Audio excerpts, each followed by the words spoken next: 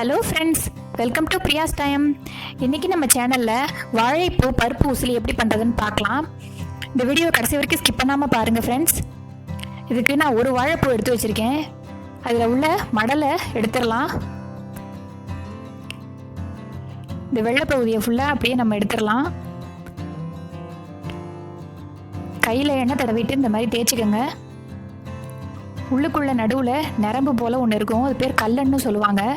அதை நம்ம எடுத்துடணும். வாழைப்பூவில் நிறையா விட்டமின்கள், புரோட்டீன் இருக்குது. வாரத்தில் 2 முறை செஞ்சு சாப்பிட்லாம், ரொம்ப நல்லது. இந்த மாதிரி எல்லாத்தையுமே நம்ம எடுத்து வச்சுக்கலாம். இப்போ இதுக்கு செய்கிறதுக்கு தேவையான பொருட்கள் என்னென்னு பார்த்துடலாம்.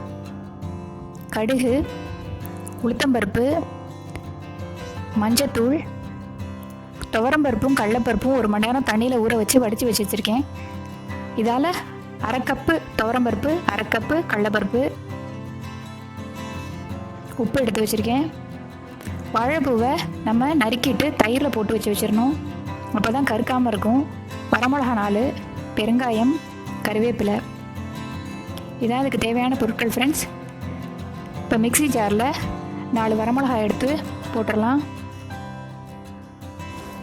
நம்ம ஊற வச்சு வடித்து வச்சுருக்க பருப்புலையும் இதோட சேர்த்துடலாம்.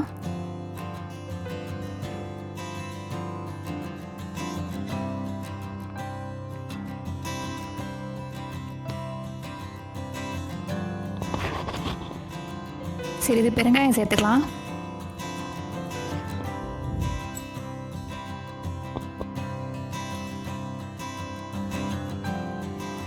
கருவேப்பிலை சிறிது சேர்த்துக்கிறேன்.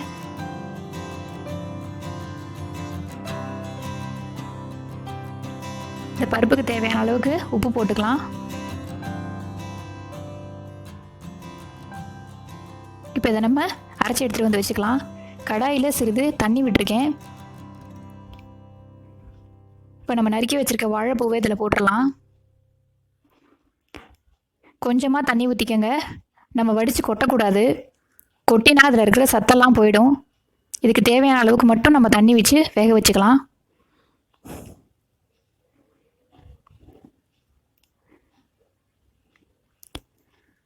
சிறிது மஞ்சத்தூள் சேர்த்துக்கிறேன்.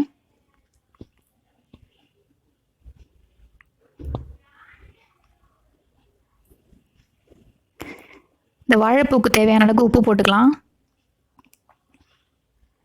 நம்ம பருப்புக்கு ஏற்கனவே உப்பு போட்டிருக்கோம். அரைச்சி எடுத்துகிட்டு வந்து வச்சாச்சு. தட்டில் நம்ம எண்ணெய் தடவி இதை வேக வச்சு எடுத்துகிட்டு வந்துடலாம். வாழைப்பூவும் வெந்துடுச்சு, தண்ணியே சுத்தமாக இல்லை பாருங்கள்.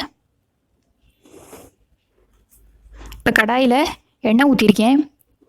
எண்ணெய் காஞ்சதும் நம்ம கடுகு போட்டுக்கலாம்.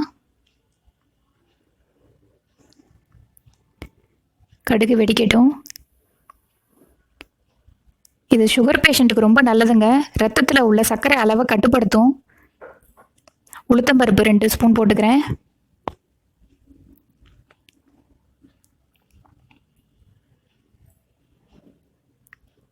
வரமிளகா 2 கிள்ளி போட்டுக்கலாம்.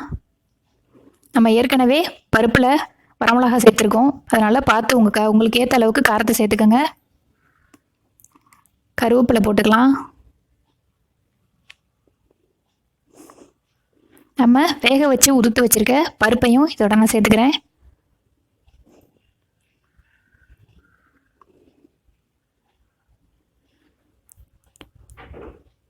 வாழைப்பூவில் ஒரு துவர்ப்பு தன்மை இருக்கும், ஆனால் இந்த மாதிரி செஞ்சு சாப்பிடும்போது ரொம்ப சுவையாக இருக்குங்க.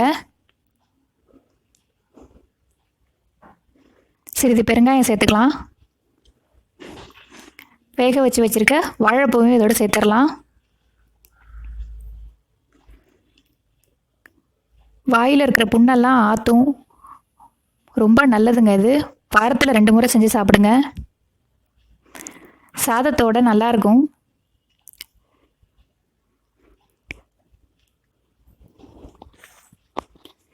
சூப்பரான வாழைப்பூ பருப்பு உசிலி தயாராகிடுச்சு ஃப்ரெண்ட்ஸ். Thank you friends. இந்த வீடியோவை சப்ஸ்கிரைப் பண்ணுங்கள். கூட இருக்கிற பெல் பட்டனையும் கிளிக் பண்ணுங்கள். நான் போடுற வீடியோஸ் அப்போ தான் உங்களுக்கு நோட்டிஃபிகேஷன் மூலமாக வரும் ஃப்ரெண்ட்ஸ். Bye friends.